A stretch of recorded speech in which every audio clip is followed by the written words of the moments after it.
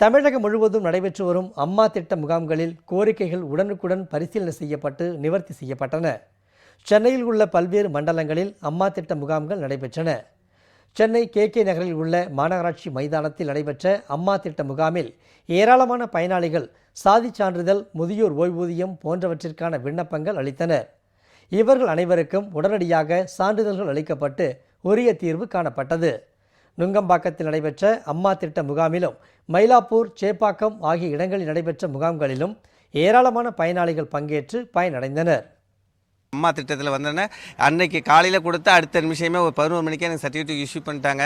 இதில் எனக்கு பெரிய சந்தோஷம். எனக்கு பல வழியில் எனக்கு இது ஒரு நேரம் மிச்சமாயிருந்துச்சு. ஸோ ஜாதி சர்டிஃபிகேட்டுக்கோசம் கேட்டிருந்தோம். இன்றைக்கி அம்மா சிறப்பு முகாமில் காலையில் அப்ளை பண்ணோம். உடனே ஒரு 1/2 ஹவரில் கிடச்சிருச்சு. இதனால் எங்கள் பையன் ஸ்கூல் சேர்க்கறதுலேருந்து எல்லாத்துக்கும் கொஞ்சம் நல்ல யூஸ்ஃபுல்லாக இருந்தது. அம்மா திட்டம் நல்லா வரவேற்கிறோம். குழந்தைக்கு ஸ்கூல் சேர்க்கறதுக்காக ஜாதி சர்டிஃபிகேட் வாங்குறதுக்காக வந்தேன். அம்மா திட்டத்து மூலயமா எனக்கு உடனே கிடச்சிச்சு.